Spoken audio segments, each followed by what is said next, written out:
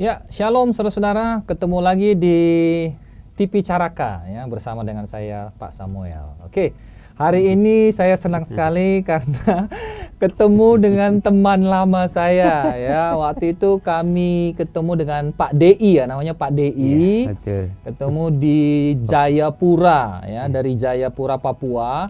Dan waktu itu saya masih pelayanan intensif sebagai seorang mahasiswa sekolah Alkitab. Betul. Dan saya pelayanan ke tempat Bapak ini dari Jayapura. Saya ingat saya naik bus ya selama 6 jam kurang lebih dari Jayapura. Masuk ke daerah transmigrasi namanya SP6 atau SP1, SP6. SP1 dulu. SP1 Pak ya? Iya, SP1 dulu. Dan lucunya Pak, waktu itu saya duduk di bus itu, supirnya di sini, saya duduk di sini, ini pintunya. Ya. Jadi saya ingat sekali itu. Dan saya ketemu sama Bapak ini di SP itu. Pada waktu itu diajak beliau kami ke tempat pelayanannya dari SP6 itu. Dan saya ingat sekali Pak DI, kami berjalan bersama dengan teman saya, ada Sarah, ada 5 orang kan, 4 orang. 5 orang, Cikyong, ada Lukas, ada Vero. Kami jalan dari SP6 ke tempat pelayanan Bapak ini dari jam 4 pagi, tiba di tempat pelayanan Bapak ini bersama dengan Bapak ini jam 1 siang baru tiba di sana. Dan teman saya 2 kali jatuh Pak. Saya ingat sekali mabuk di jalan. Dan kami KKR jam 3 sore sampai jam 9 malam, lalu pulang lagi jam 9 malam ke SP6. Dan besoknya Pak DI ini ngajak saya pelayanan ke tempat pelayanan yang lain yang jalan 2 hari 3 hari. Saya bilang waduh Pak, kami ini masih 2 sampai 3 hari perjalanan. Namanya Suku Elseng. Suku Elseng ya. Jadi Pak DI ini luar biasa ya. Saudara-saudara, hari ini kita masih ada di seri panggilan melayani, dan saya ingin mewawancarai Pak D ini bagaimana sih Tuhan memanggil dia dan akhirnya dia melayani sampai saat ini, saudara-saudara. Ya, selamat datang Pak DI. Selamat datang, kawan lama. Kawan lama. Ya. Kita ketemu kalau tidak salah tahun 2002. Sekarang betul, 2020. Berarti sudah 18 tahun kita ketemu. Luar biasa. Iya. Nah, Bapak ini sampai sekarang itu wajahnya sama dengan dulu ya, makanya sorry ya, sengaja kami nggak menampilkan wajahnya karena beliau ini terlalu ganteng, saudara-saudara ya. Beliau ini terlalu ganteng dan dia nggak mau saudara yang nonton ini bisa jatuh hati. Jadi mohon maaf ya Pak DI, mohon maaf dia nggak bisa menunjukkan wajahnya. Dan hari ini kita berbincang dengan Pak DI ya. Mau tanya nih Pak DI, bagaimana sih sebenarnya kisah panggilan dari Pak DI ini? Iya, terima kasih Pak Samuel. Ini kawan lama saya senang sekali. Saya sudah lupa, tapi beliau luar biasa, tidak pernah lupa. Mungkin nggak lupa karena saya nggak tinggi-tinggi. Dari dulu begitu-gitu aja ya. Awet tuanya, bukan awet muda. Ya, terima kasih untuk pertanyaannya. Ya, kenapa saya bisa mengenal Tuhan ya. Nah, itu memang dulu saya bukan orang yang percaya Tuhan. Saya dulu sangat benci sekali dengan yang namanya Kristen atau yang berbau Kristen. Gitu, sehingga saya dan teman-teman seringkali mengolok-olok orang-orang Kristen. Lalu bagaimana kok bisa Bapak akhirnya percaya kepada Tuhan Yesus? Ya, akhirnya saya percaya bahwa Yesus itu Tuhan ya. Itu buat saya sangat-sangat pergumulan karena dulu saya mempengaruhi orang-orang yang Kristen untuk ikut ke ajaran yang saya anut itu. Dan akhirnya ada satu saya berusaha untuk mempengaruhi, tapi dia itu nggak mau gitu loh. Padahal saya sudah bilang kamu itu bodoh, pokoknya kata-kata kasar saya sampaikan ke dia. Nah, seperti itu Pak. Nah, setelah itu dia bilang, saya tidak tahu kenapa dia tetap mengasihi saya. Dia tidak pernah marah sama saya. Orang Kristen ini? Iya, orang Kristen ini. Jadi dia katakan kalau kamu mau selamat ya harus percaya kepada Tuhan yang saya sembah. Dan akhirnya saya, kenapa dia mengatakan seperti itu, bahwa kalau tidak percaya kepada Tuhannya dia gitu, bahwa saya ini dan orang yang tidak percaya kepada dia kepada Yesus itu akan binasa. Nah itu akhirnya saya cari dalam ajaran saya.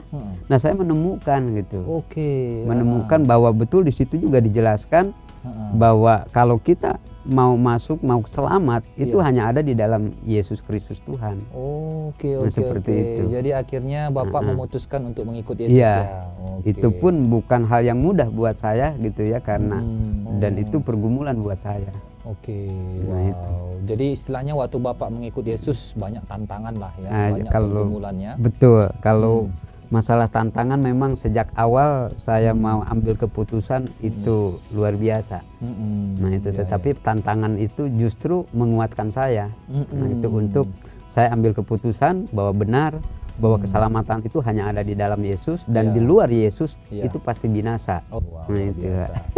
Terima kasih Pak buat kesaksiannya. Nah sekarang kan sejak Bapak menerima Yesus, Bapak akhirnya memutuskan untuk melayani. Ya. Kenapa nggak kerja aja Pak? Memang kalau secara manusia gitu ya. Cari uang kan? Ya lebih baik ya cari uang aja gitu ya. Memang banyak ya, banyak sih enggak. Tapi ada beberapa teman-teman gitu ya yang seiman gitu tawarkan, kamu mau nggak kerja sama saya?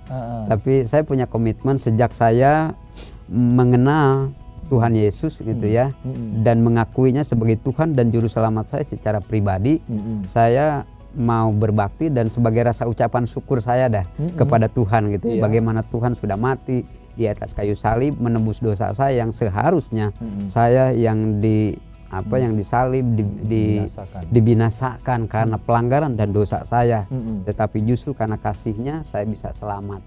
Dan akhirnya sebagai rasa ucapan syukur inilah saya mau melayani Tuhan, apapun yang terjadi saya tetap mau melayani Tuhan. Jadi Bapak melayani Tuhan sepenuh waktu ini Pak ya? Iya, sepenuh waktu pula. Dan sepenuh uang juga ya? Karena semua dikorbankan kan?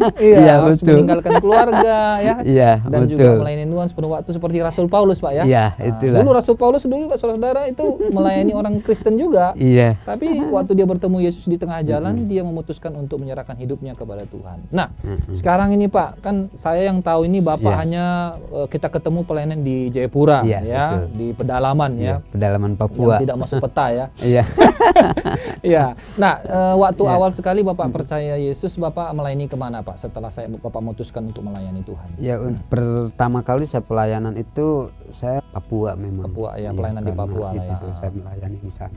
Papua. Dan saya waktu datang ke Papua waktu itu saya masih ingat. Yang ketua BPD itu almarhum Pak Yongki Sariowa. Iya, saya tahu Bapak itu. Pasti beliau saya tinggal di rumah Pak Yongki. Betul, almarhum ya. Tahun 2002. Betul. Jadi waktu itu saya dengan polosnya gitu ya, dengan polosnya saya datang. Waktu itu Pak saya mau jadi PI GSJA. Langsung jadi pelayan Injil GSJA ya? Saya siap untuk melayani. Nah karena saya tidak tahu Papua seperti apa, apalagi di pedalaman seperti itu. Beliau tanya, Dei kamu siap untuk melayani? Siap.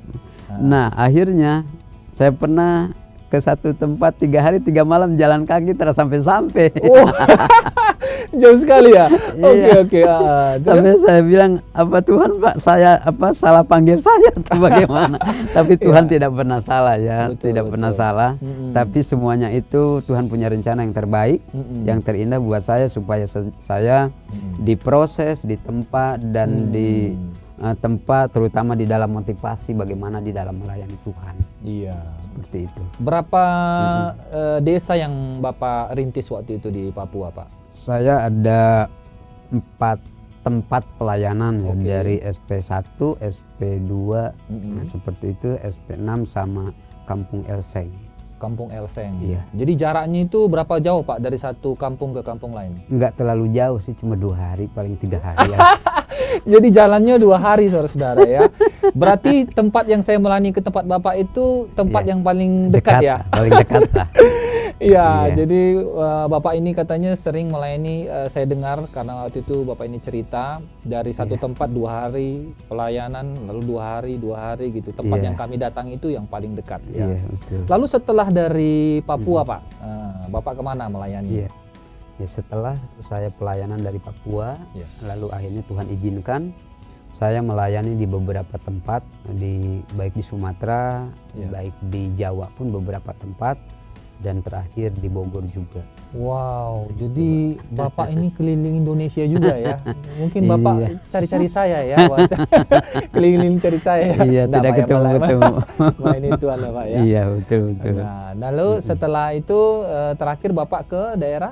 Ke daerah Kalimantan. Kalimantan Barat. Iya, Kalimantan Barat. Iya. Seperti itu. Wow. Jadi kami ini terima kasih loh Pak DI karena sudah membawa 4 mahasiswa hari ini dari Kalimantan Barat untuk sekolah di STT Injil Bakti Caraka. Betul, wow, terima kasih sudah mempercayakan kami dan kami berharap 4 anak ini bisa jadi dan mereka bisa menjadi hamba Tuhan yang dipakai Tuhan luar biasa Pak ya. Ini buah hasil pelayanan Bapak ini ya? Ya sebetulnya ini jujurnya sebenarnya dari beberapa gereja terus kami rekrut, kami bina. Wow. Seperti itu. Selain 4 orang ini ada berapa banyak orang yang sudah Bapak utus jadi hamba Tuhan? Ada 7 orang yang sudah kita sekolahkan. 7 orang? Iya. Itu lulus, baru selesai lulus 1 dan sekarang sudah jadi hamba Tuhan. Menggembala sidang di salah satu gereja. Wow. Yang dulu Tuhan izinkan kami rintis. Wow. Berarti ini Bapak sudah mengirim 11 orang? Iya, betul. Jadi hamba Tuhan? Iya. Wow, dan hamba Tuhan ini nanti akan melayani dan dipakai Tuhan di ladang Tuhan ya. Iya, wow. Ini multiplikasi nih Pak. Satu lagi Pak, karena murid Yesus 12. Iya, betul. Iya, satu lagi. Tapi betul. nanti kalau ada calon mahasiswa lagi yang lain bisa juga dikirim ke Batam. Memang saya suka sampaikan kepada mereka. Saya bilang saya akan bangga kalau kalian lebih berhasil daripada saya. Wow. Dan saya akan bangga kalian pergi dibina, dididik dimanapun sekolah Alkitab yang membina kalian. Jadilah hamba Tuhan yang luar biasa, jangan jadi hamba Tuhan yang biasa-biasa. Betul Pak. Seperti itu saya sampaikan. Saya Pak selalu ingat dengan cerita Bapak waktu di Papua ya, karena waktu kita jalan dan setiba di rumah, Bapak cerita sama saya waktu Bapak melayani perintisan di daerah itu suatu malam Bapak pernah didatangi ular. Iya betul, saya lagi tidur. Iya, Bapak lagi tidur. Lalu ada yang merayap di badan Bapak ya, karena itu daerah pedalaman ya dan masih banyak ular. Dan saya ingat waktu itu Bapak ambil parang gitu ya. Dan Bapak bunuh ular itu ya. Waduh, saya takut sekali sama ular. Tapi itulah tantangan pelayanan Pak ya. Dan kalau saya masih dikejar anjing Pak. Itu ya. Waktu bersama dengan Cikyong melayani di Papua itu dikejar anjing. Tapi Bapak ini didatangi ular ya. Tapi itu ular asli atau memang kuasa gelap atau gimana Pak? Itu sih ular asli. Ular asli ya. Asli seperti itu. Tapi kalau kuasa-kuasa gelap juga pernah ya mengganggu Pak? Ya. Kalau kuasa kegelapan juga pernah melalui ular seperti itu. Beda cerita lagi yang lain. Iya, seperti itu. Jadi ular biasanya datang itu selalu merayap ya. Kalau ini siang hari sekitar jam 12 siang gitu ya, di rumah ada beberapa orang kok datangnya berdiri gitu. Ularnya? Iya. Seperti itu. Ini kuasa gelap yang langsung datang ya? Iya, tapi puji Tuhan akhirnya waktu kami doakan sama-sama ularnya hilang tiba-tiba nggak tahu kemana. Wow, luar biasa ini Pak D ini ya. Itu karena Tuhan Pak. Ya. Bukan karena saya. Betul ya luar biasa. Lalu sekarang ini Pak DI melayani di mana ini? Sementara ini ya siapa tahu Tuhan izinkan ke tempat yang lain. Gitu ya. Sementara ini saya ada di Kalimantan Barat pelayanannya seperti itu. Wow.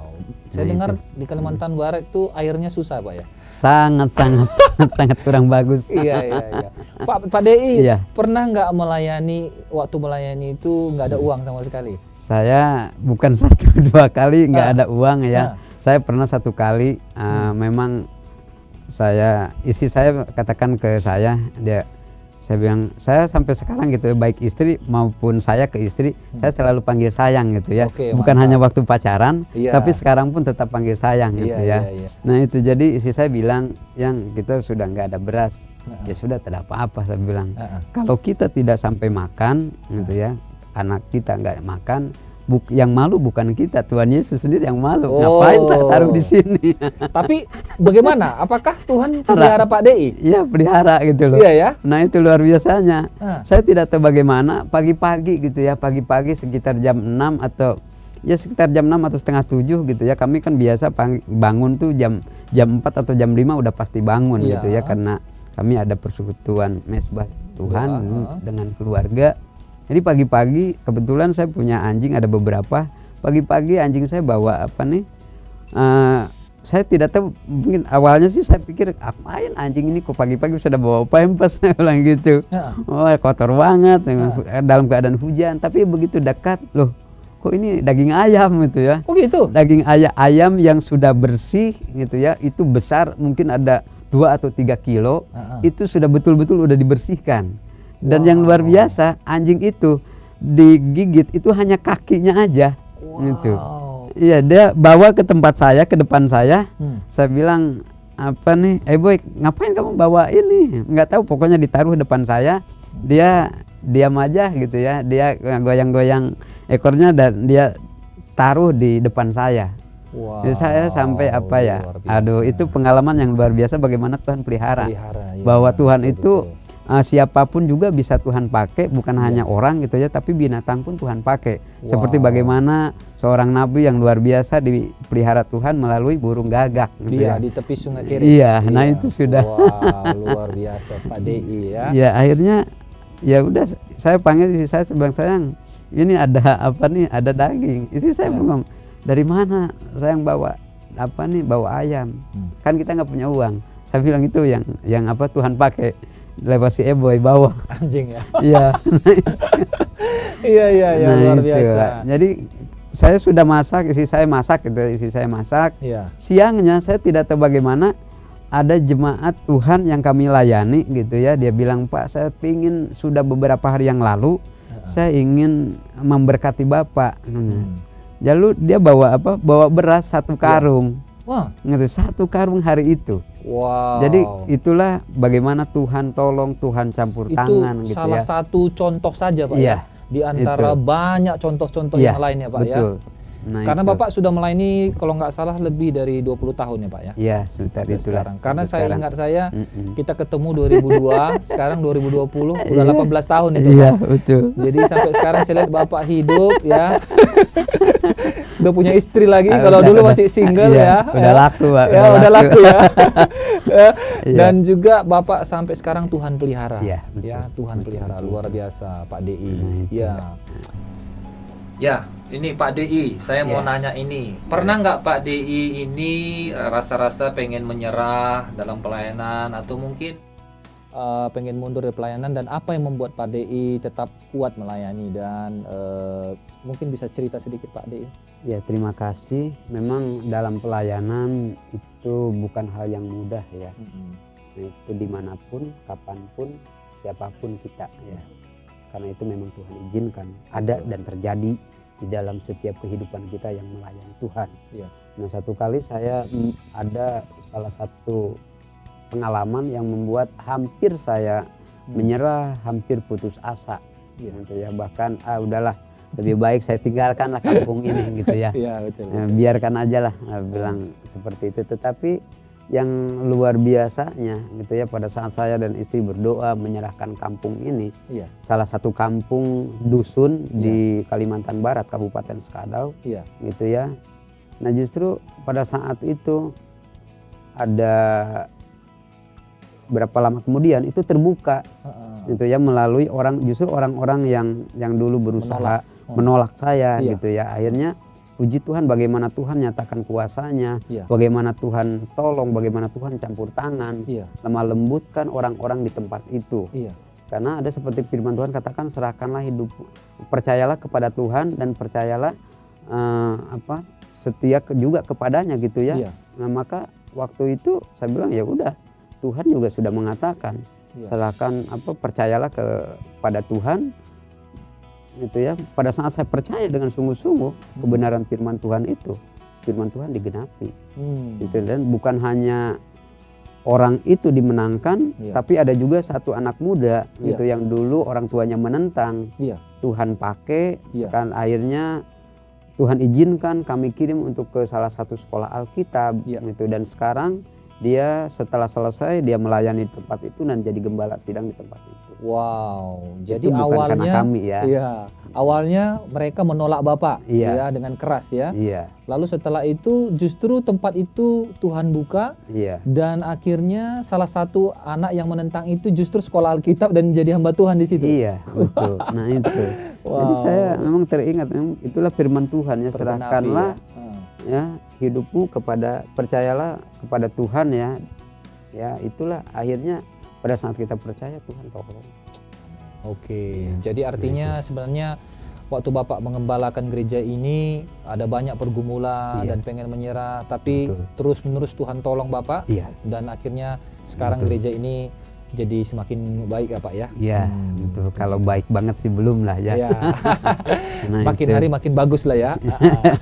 Dan akhirnya dari kami Tuhan izinkan gitu ya. Tuhan yang berkarya, kita hanya sebagai alat. Kita hanya alatnya saja. Tuhan izinkan merintis dari kampung ke kampung. Seperti itu, dan memang kami menjangkau orang-orang yang belum mengenal Tuhan. Tuhan. Seperti itu, dan puji Tuhan kami masuk 2014 sampai saat ini Tuhan izinkan ada 5 perintisan. 5 perintisan gereja Iya, yang Bapak betul. buka di Kalimantan Barat. Iya. Wow, luar Seperti itu. biasa.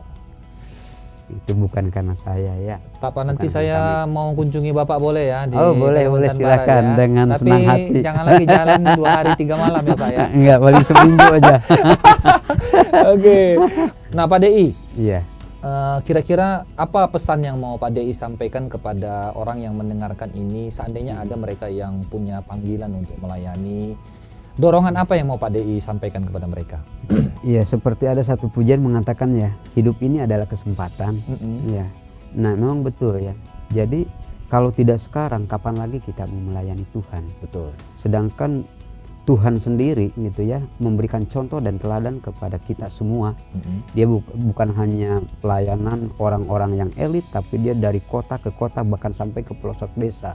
Bagaimana dia memberitakan kabar baik, kabar keselamatan. Nah, jadi kalau kita sebagai orang-orang yang percaya kepada Yesus Tuhan, nah, kalau kita tidak memberitakan Injil dan tidak melayani Tuhan, saya rasa sia-sia hidup ini, gitu ya. Iya. Sepertinya untuk apa kita percaya Tuhan? Iya. Kalau kita tidak mau melayani dengan tulus, dengan sungguh-sungguh. Iya. Nah, itu. Wow, luar biasa Pak DI. Nah, itu. Pak DI, terima Iya. kasih banyak Iya, ya. Senang sama-sama. sekali saya ketemu Pak DI. Ya, semoga bisa ketemu lagi nanti Iya, di amin, kemudian amin, hari. amin. Ya, Tuhan Luar Yesus biasa. memberkati Pak DI. Ya. Aduh, terima kasih. Oke. Iya. Ya, jadi itu saja saudara, dan mari tetap terus melayani Tuhan seperti Pak DI sudah buktikan bagaimana dia dipakai Tuhan secara luar biasa dalam pelayanan.